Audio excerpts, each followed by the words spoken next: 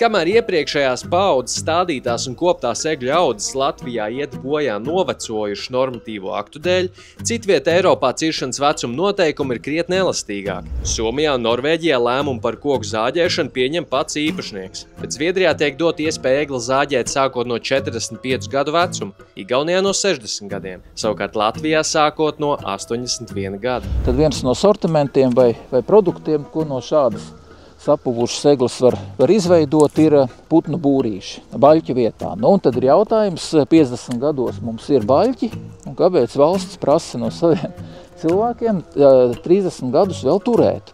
Latvijā noteiktais ciršanas vecums joprojām balstās 50. gadu mežsaimniecības praksē, laikā, kad mežus nestādīja un nekopa tā, kā to dara šodien.